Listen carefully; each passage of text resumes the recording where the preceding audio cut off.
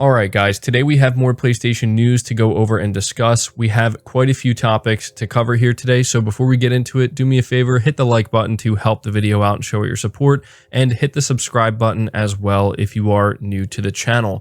The first topic we're covering is the latest PS5 system software update, which launches tomorrow on September 15th. This is the long-awaited big update that has been in beta for a little while now, and so we're going to go over all of the new features that it includes. So this is reading from PlayStation Universe. Sony Interactive Entertainment has announced that the new PS5 system software update is rolling out tomorrow, September 15th, 2021, and comes with a boatload of new features for the company's flagship gaming console.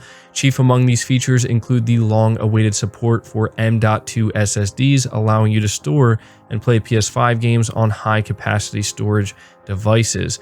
This feature has been much requested from PS5 users since launch, and select users were able to test it out earlier this year in the PS5 update beta. In addition, Sony is also overhauling the PS5 UX with various enhancements, including the ability to customize the control center more freely by rearranging or choosing which controls to hide/unhide at the bottom of your screen. Elsewhere, PS5 users can now effectively view and write messages to friends and parties directly from the game base in the control center. There's more too, detailed on the PlayStation blog, which we're going to read now. Game library and home screen updates. If you have PS5 and PS4 versions of the same game installed, they'll now appear separately in the installed tab of the game library and on the home screen. Each game's tile now also clearly indicates its platform. Screen reader controls. Players can now pause or resume screen reader, press PS plus triangle buttons, and have it repeat anything it reads, press PS plus R1 buttons. PlayStation Now resolution selector and connection test tool. PlayStation Now subscribers can choose between 720p and 1080p depending on individual games to accommodate their preferred video resolution for game streaming. A streaming connection test also helps them identify and troubleshoot any problems with their connection. New accolade type leader. Following an online match, players can award others with a fourth accolade type leader, which is visible on players' profiles. Meanwhile, trophy hunters will be pleased to know that there's a new trophy tracker that allows players to quickly gain access to up to 5 trophies per game via the control center. Another major addition with the new PS5 system software update is 3D audio support for built-in speakers, which is enabled in the sound menu. You can also measure the acoustics of your room using the DualSense controller's microphone to apply the 3D audio setting best suited to your surroundings. Sony will launch the new PS5 system software update tomorrow, so that's quite a lot of new features that Sony is packing into this update. There's obviously some things still missing from this list that have been highly requested from PlayStation 5 owners, things such as VRR, and I have a feeling that at some point these features that are still being highly requested will make their way to the PS5. I would be surprised if they didn't, but for right now, I think that this update is looking pretty good. There's a lot of really good stuff here, and I think a lot of PlayStation 5 owners are going to be really happy to finally expand their storage with the M.2 drive. So let me know down in the comments below if you plan to do that, and maybe even let me know which SSD in particular you plan on buying. The next topic we're discussing is the upcoming Wolverine PlayStation 5 exclusive that is currently being developed by Insomniac Games. This is reading from PlayStation Lifestyle, and it says Brian Horton, creative director of Marvel's Wolverine at Insomniac Games, has said that the upcoming title will be a full-fledged game with a mature tone. Horton said this in response to a Twitter user who asked him if the upcoming title will be similar in size to Marvel's Spider-Man Miles Morales, an expansion directed by Horton. Now, he did keep it very short and very simple, and he says full size, mature tone. The article continues by saying, beyond the surprise reveal at the PlayStation Showcase last week, neither Insomniac Games nor Sony have talked about Marvel's Wolverine, which is still very early in development.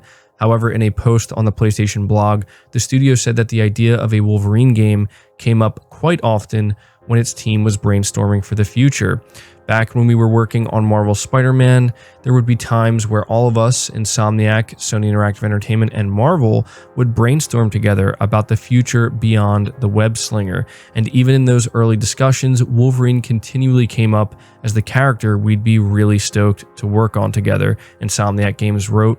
Fast forward a couple years, and we're suddenly standing in front of Sony Interactive Entertainment and Marvel, formally pitching a PlayStation 5 game starring the adamantium-clawed mutant. Since you just saw the announcement teaser, we can confirm that the pitch seemed to go pretty well. Insomniac Games has reassured fans that it will respect Wolverine's DNA and create something truly special that reflects the Insomniac spirit. And so there's a lot of good information here, but I think the most important thing that fans are going to want to pay attention to is Brian Horton, in a way, does seem to be confirming that the upcoming Wolverine game, which probably won't be out till maybe sometime in 2024, possibly 2025, is going to be a mature rated title. I don't see how Insomniac Games could create a proper Wolverine title without giving it an M rating. This is something that a lot of fans are worried about because it makes sense. You look at the character of Wolverine, he's a very brutal character. There's expected to be a lot of gore and just intense fighting that really is going to take it up a notch or two compared to what you see in Spider-Man. And for me, when I look at the teaser trailer that they released, there was already a significant amount of blood and stuff like that. You could see that you just wouldn't see in Spider-Man. So to me, that was also an indication that, yeah, I think this is going to be a mature rated game.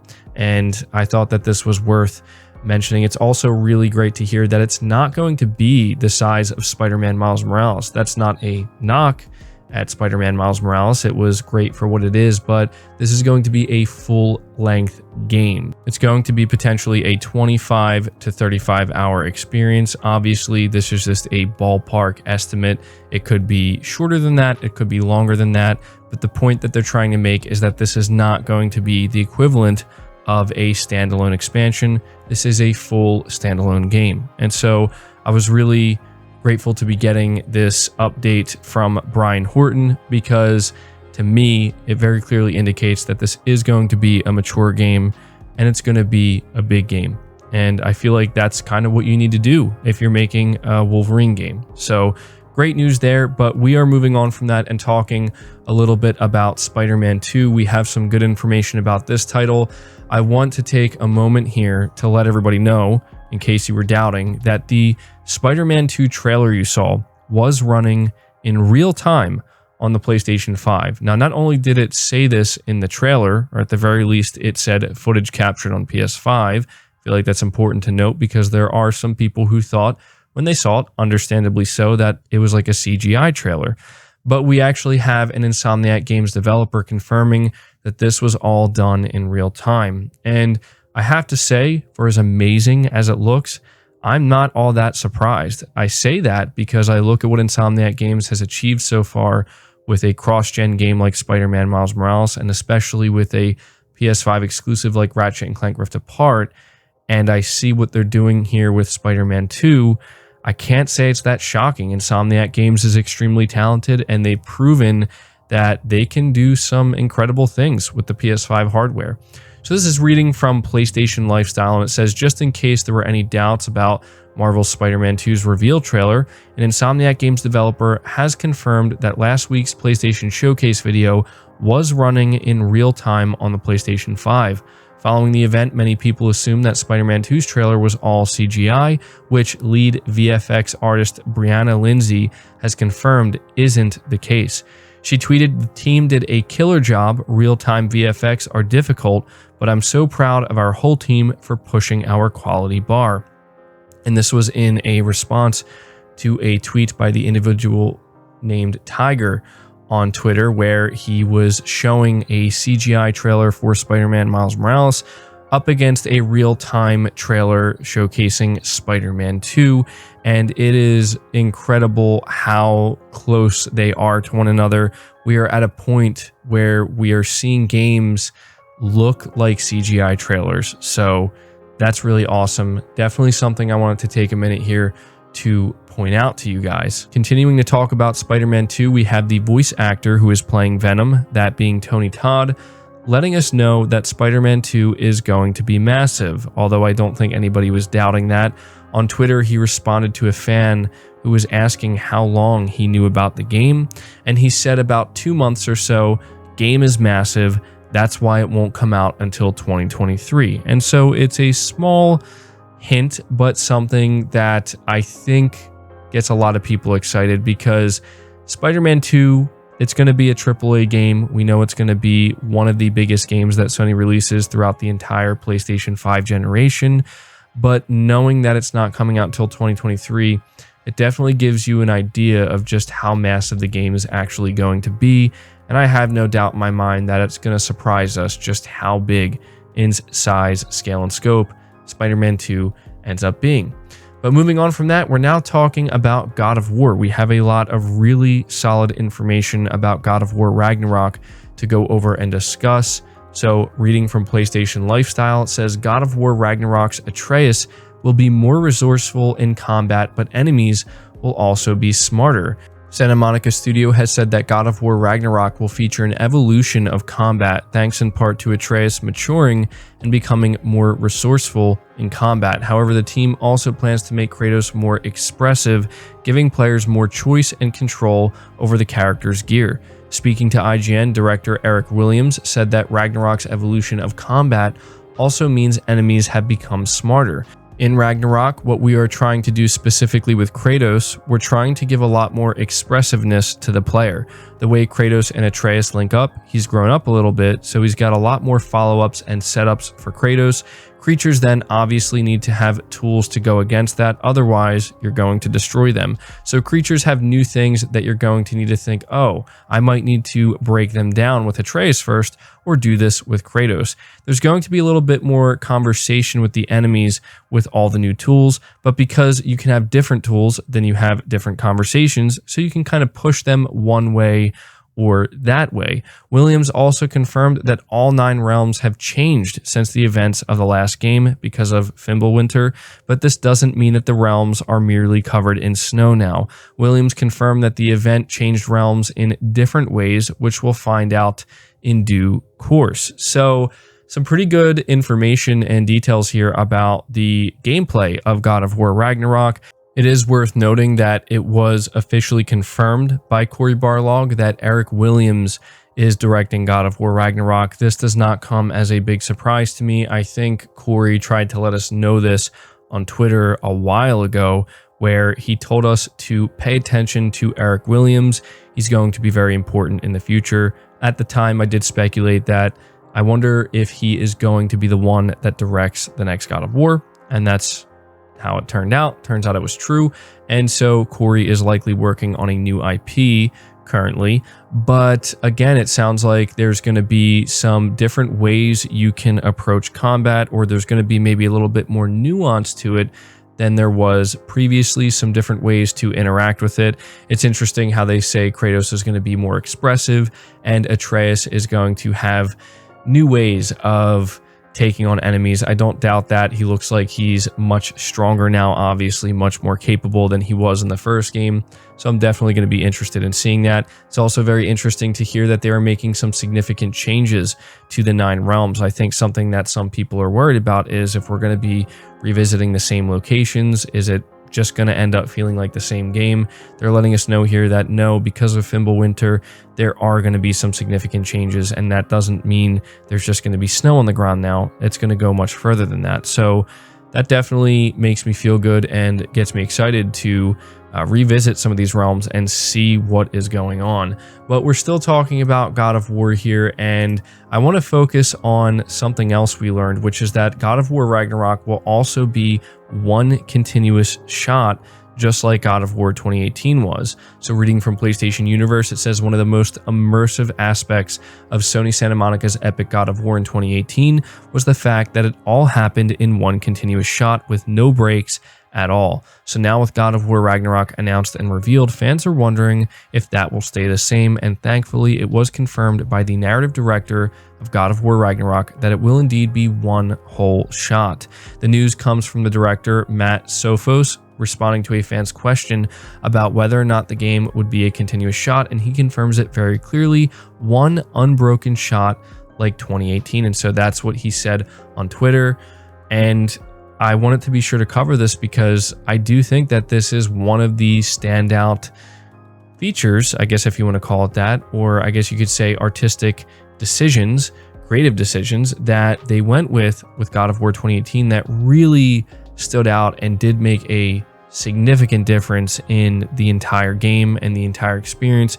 So to know that they're going to be doing that again with God of War Ragnarok, definitely good news. Glad to hear that. I want to see more games do that because it really does add a significant amount of immersion. But moving on from that, continuing to talk about God of War, but in this case, we're talking about a few other games. We have some very interesting statistics. I'm a little bit late to this one, but I definitely wanted to take a moment to cover it because it just goes to show that Sony continuing to do their own thing is working out for them. I feel as though it is important to highlight this because quite a few people still believe that Sony should come back to E3 and they should do, you know, the middle of the summer events, and that it's not a good idea for them to be pursuing their own thing like they have been.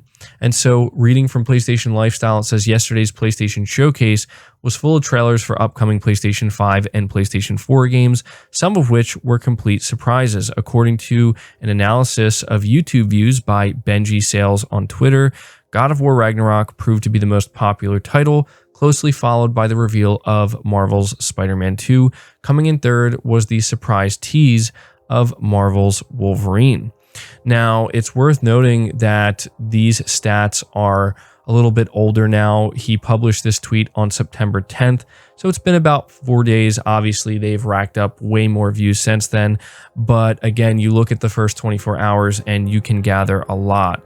So we're looking at God of War Ragnarok, 10 plus million, Spider-Man 2, 9 plus million, Wolverine, 7 million, KOTOR Remake, 3 plus million, Gran Turismo 7, 1 plus million, and Forspoken, 1 million. He says his methodology is he compiled all the trailer uploads with over 100k views and combined them. It's worth noting this is strictly trailer uploads and does not include content like reaction videos. Spider-Man 2 has the highest individual upload at the time, sitting at 5.9 million on the official PlayStation channel. So again, had to be sure to let you guys know that if you were wondering whether or not Sony's still finding success with, you know, these kind of on their own type events, not really associating with any other event, it's working out great for Sony. I don't think anybody really doubted that, but just in case you needed some further proof. Moving to the next topic, we're talking about Firesprite Studios, which is a studio that was just recently acquired by Sony. I see a headline here and it comes from PlayStation Universe. It says Firesprite Studios is reportedly working on a VR Horizon game. Firesprite Studios, which recently found itself huddling under the umbrella of Sony first-party developers, is reportedly working on a VR game, presumably for PSVR2, based on the Horizon franchise. This is according to Nick Baker, the co-founder of Xbox Era. The game in question will be a brand new title and not merely a port of Horizon Zero Dawn or Horizon Forbidden West with virtual reality tacked on. What he doesn't know, however, is if it will be a full-blown offering or a smaller VR experience.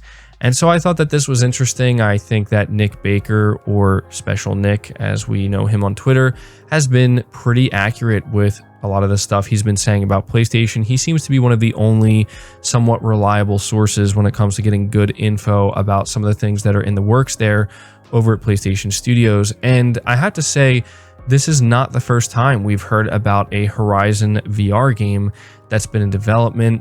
It will be interesting to see if this turns out to be true, and it will certainly be interesting to see if it's going to be a big standalone Horizon game. I don't know what exactly they could do with it. I'm sure there's a lot of things they could do with it. It'll be interesting. I really am curious to know exactly what Firesprite Studios is working on. They're a massive team. They're working on multiple projects. And yeah, it would not be surprising if a VR game, I think we all assume that a VR game is one of the titles they're working on. So yeah, we'll see what comes of that. And so another topic I want to take a moment here to discuss is Ghost of Tsushima and how well it's apparently doing on the NPD charts. So this is reading from PlayStation Universe, and they say Ghost of Tsushima Director's Cut was given plenty of flack upon its announcement for being a paid upgrade more than a standard $10 and for its cross-generational difference in price, though according to sales from its launch month, that being August, none of those complaints mattered as it was the second highest selling game for the month of August after being at the number 110 spot on the list in July. And so I thought that this was worth mentioning because we had extensive conversations here on the channel about Ghost of Tsushima and what was going on with that. And it seems to me that people are okay with this. They're coming out here, they're supporting this Ghost of Tsushima Director's Cut. It's charting. The only reason it didn't hit number 1 was because Madden beat it out. I don't think Ghost of Tsushima could ever beat Madden out. And it just goes to show that there are times where the community will speak out about something and there will be backlash for something to the point where Sony will be forced to respond. And there will be other times where it's going to be more divided. It's not going to be as one-sided, where there's going to be one side that says, yeah, I don't really mind. It's not that big of a deal. And then there's going to be another side where they do mind and they do think it's a big deal. But at the end of the day, the results are going to speak for themselves. The market is going to speak for itself. And what you're seeing here is the market saying, hey, we're okay with director's cuts like this. And I have to say, I've been spending a lot of time playing Ghost of Tsushima Director's Cut, and you know, I'm not sitting there feeling like, oh, I feel like I wasted my money or I spent too much on it. I'm having a great time with it. I'm really enjoying it. And so, yeah, I just thought that this was worth pointing out. This doesn't mean that if you don't like director's cuts and you don't like Sony handling them the way they are, that you should just be like, oh, well, then I guess it's okay now. No, that's not what I'm trying to imply.